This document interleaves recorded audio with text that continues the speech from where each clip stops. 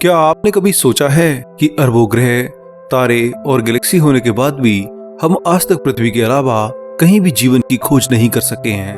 हम पिछले 60 सालों से लगातार ब्रह्मांड में जीवन के संकेत खोज रहे हैं। इस उम्मीद में हमने शक्तिशाली रेडियो सिग्नल्स और प्रोब्स भी सेंड किए कि कोई तो इन सिग्नल्स का रिप्लाई करेगा, पर आज तक हमें एक भी ऐसा कोई साइन नहीं मिला है जिससे हम पूरी तरह कह सकें कि पृथ्वी के अलावा भी कहीं जीवन है। ना तो हमारे पूर्वजों ने एलियंस का वर्णन किया है और ना ही हमें पृथ्वी पर आज तक कोई सुराग मिला है। अरबों तारे और खरबों ग्रह के होते हुए भी इस विशाल ब्रह्मांड में ऐसा लगता है कि हम एकदम अकेले हैं। ये एक विचित्र तरीके का पैराडॉक्स यानी विरोधाभास है, जिसे फर्मी पैराडॉक्स भी कहते हैं। सोचिए, ब्रह्मांड में मौजूद 20 खरब गैलेक्सीज में से हम केवल 0.1% गैलेक्सीज को ही लें, यानी 2 अरब गैलेक्सीज, और हर ऐसी ही गैलेक्सीज में हैबिटेबल जोन में आने वाले 0.00001% ग्रहों को ही लें जहां पृथ्वी की तरह वातावरण हो, तो भी इस तरह के इस ब्रह्मांड में 20,000 खरब ग्रह बनते हैं। अगर इन सभी हैबिटेबल ग्रहों में केवल 1% ग्रह में भी हम जीवन की संभावना माने, तो इस हिसाब से इस ब्रह्मांड में कम से कम 200 खरब ग्रह ऐसे होने चाहिए जहां पृथ्वी की तरह ही जीवन हो। पर हम देखते हैं कि आज तक इन ग्रहों में से कभी भी हम किसी भी एलियन को नहीं खोज सके हैं। तो आखिर ऐसा क्यों है? क्या एलियन हमसे मिलना नहीं चाहते हैं, या फिर हम इंसान इतने एडवांस नहीं हैं कि अपने सोलर सिस्टम के बाहर जीवन की खोज कर सकें? तो आखिर क्या रीजन है?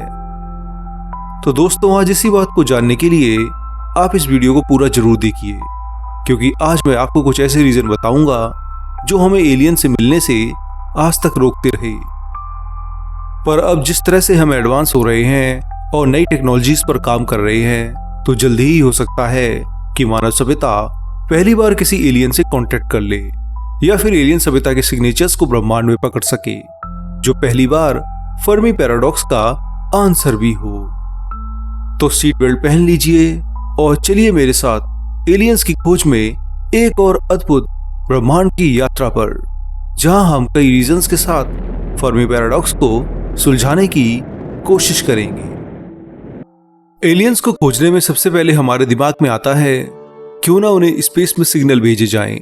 ये सिग्नल रेडियो वेव्स में हों, ताकि ये हजारों लाइट ईयर तक की यात्रा कर सकें और साथ में इनमें मानव सभ्यता के सबूत भी हों। इसी बात को ध्यान में रखते हुए साल 1974 में महान वैज्ञानिक कार्ल सेगन और फ्रैंक ड्रेक ने एरेसीबो मैसेज को शक्तिशाली रेडियो एंटीना से स्पेस में लॉन्च किया।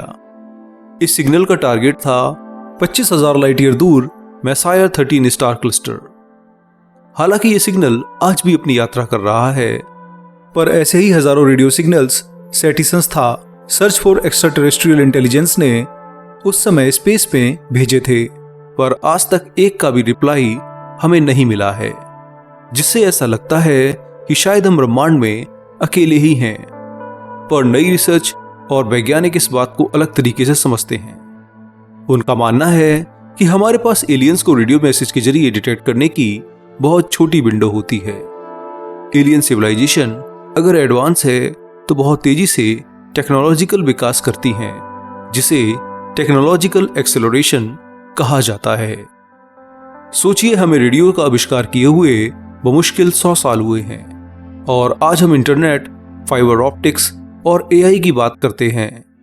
धीरे धीरे हम आर्टिफिशियल सुपर इंटेलिजेंस के ऊपर भी जाएंगे, जहां हमारा सभी काम मशीन्स करेंगी। फिर यानी हमने शुरुआत रेडियो जैसी मशीन से की, और आज हम उसे पीछे छोड़कर कितना एडवांस हो चुके हैं। तो इसी तरह से ये नई थ्योरी, जिसका नाम है नैरो डिटेक्शन विंडो, वो भी यही कहती है कि अगर कोई सभ्यता तरक्की करती है और हर 5 साल में वे अपनी ग्रोथ को डबल कर लेती है, तो ऐसी एलियन सभ्यता बहुत कम समय के लिए ही रेडियो जैसी धीमी यानी स्लो टेक्नोलॉजी का इस्तेमाल करती है। मान के चलिए केवल 100 साल। पर अगर वो बहुत एडवांस हों और उनके पास आर्टिफिशियल सुपर इंटेलिजेंस यानी एएसआई हो, तो फिर ये तरक्की बहुत तेज हो जाती है।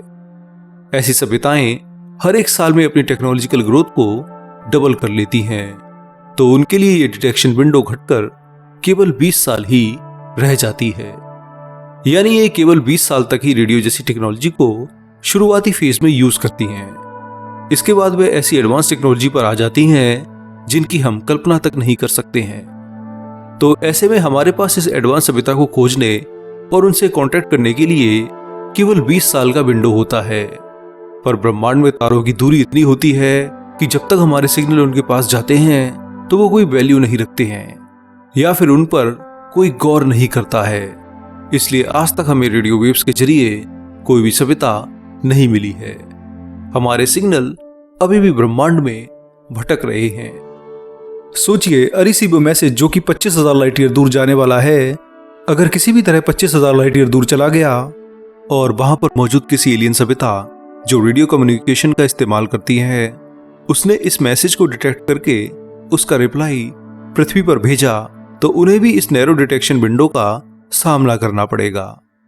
सिग्नल को आज से जाने और वहां से आने में 50,000 साल लगेंगे और तब तक हम इतने एडवांस हो चुके होंगे कि फिर उस रेडियो सिग्नल को हम शायद इग्नोर ही कर दें।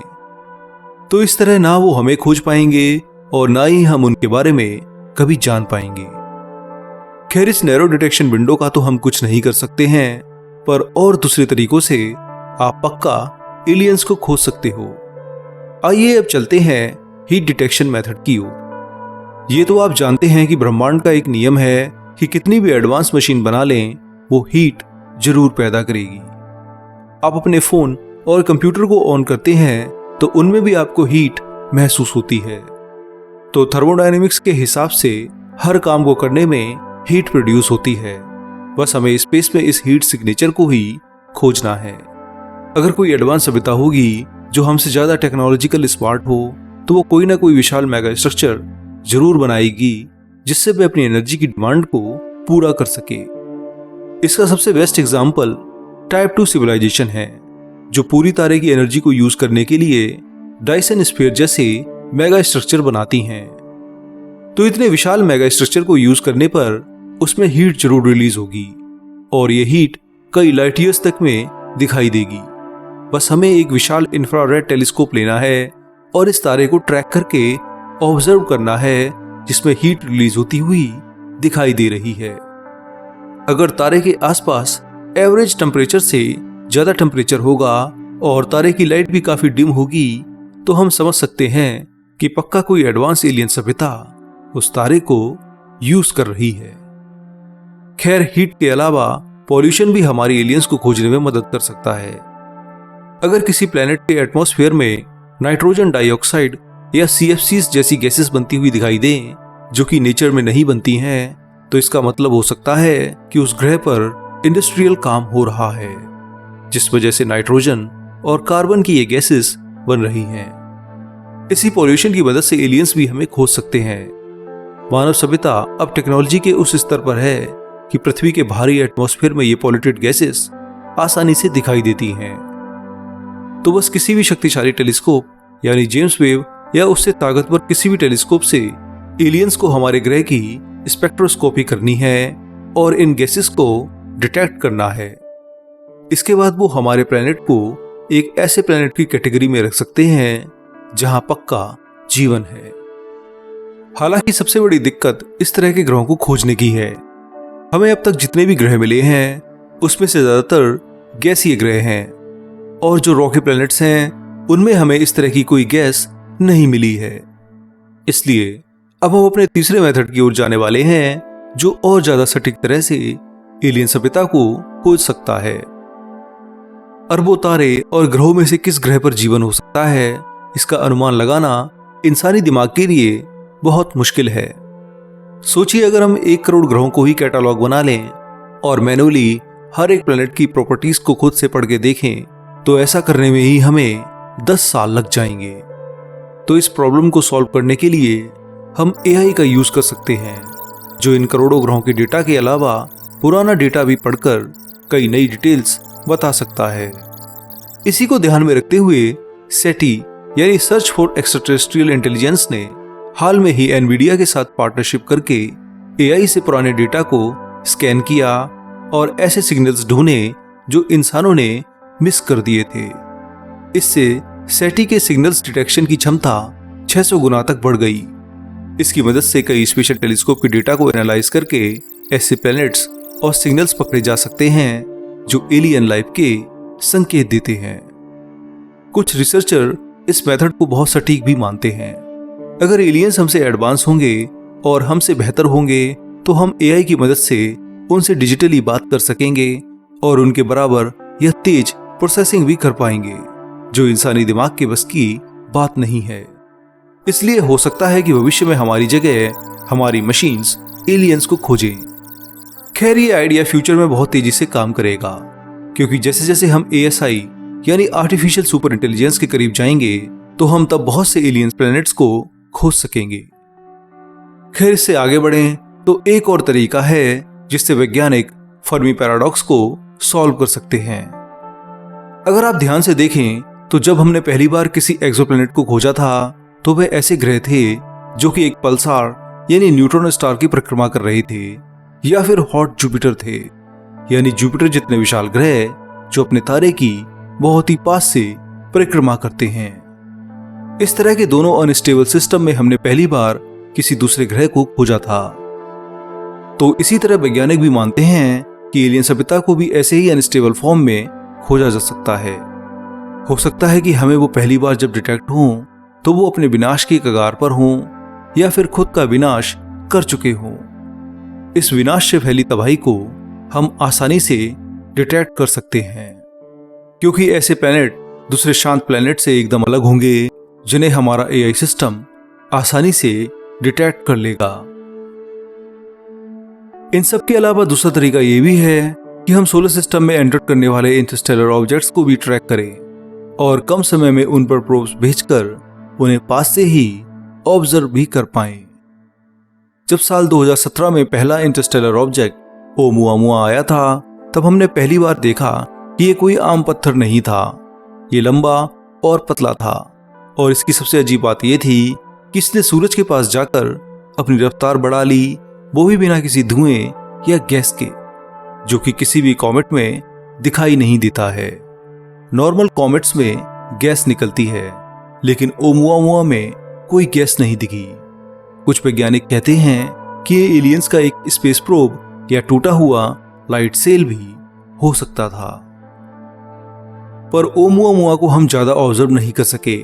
हमारे पास कोई खास टेलीस्कोप या प्रोब नहीं था जो इसकी सटीक इमेज ले पाता, इसलिए हम इसके रहस्य को पूरी तरह कभी नहीं जान पाए।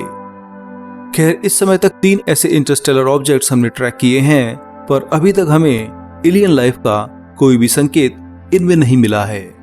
हो सकता है कि भविष्य में हम बेहतर टेक्नोलॉजी से ऐसे ऑब्जेक्ट्स पर एलियन इंटेलिजेंस का कोई साइन खोज लें, पर इसकी प्रोबेबिलिटी काफी कम है, पर 0 नहीं है। खैर, अब बात करते हैं कि अगर हम एलियंस को नहीं खोज सके हैं तो क्या हमें भी एलियंस कभी नहीं खोज सकेंगे? क्या हमारा ग्रह इतनी टेक्नोलॉजिकल एडवांसमेंट देखने के बाद भी इंटरस्टेलर स्पेस में कोई इंपोर्टेंस नहीं रखता है? आखिर पृथ्वी को इस स्पेस में कितनी दूर तक देखा जा सकता है, यानी हमारे सिग्नेचर कहां और कितनी दूर तक बिखरे हुए हैं, जिसे ट्रैक करके एलियंस हम तक आ पाए या हमसे कांटेक्ट कर लें। तो दोस्तों, वैसे तो हमारा ग्रह शनि ग्रह से देखने पर ही एक पॉइंट की तरह दिखाई देने लगता है, जिसे आप इस इमेज में देख भी सकते हो, जो कि कैसीनी प्रोब से ली गई है।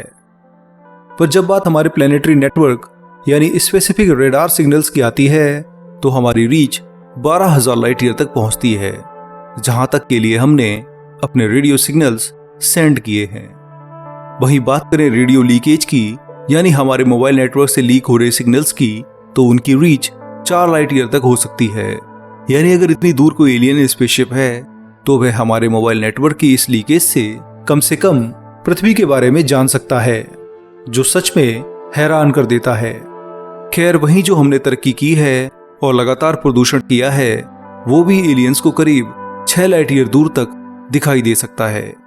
यानी अगर कोई सभ्यता 6 लाइट ईयर दूर से हमारे प्लेनेट के एटमॉस्फेरिक सिग्नेचर ले, तो उसे इतनी दूरी से यहाँ पर नाइट्रोजन डाइऑक्साइड गैस दिखाई देगी, जिससे वह समझ सकता है कि इस ग्रह यानी पृथ्वी पर पक्का कोई ऐसी सभ्यता रहती है जो काफी टेक्निकल है।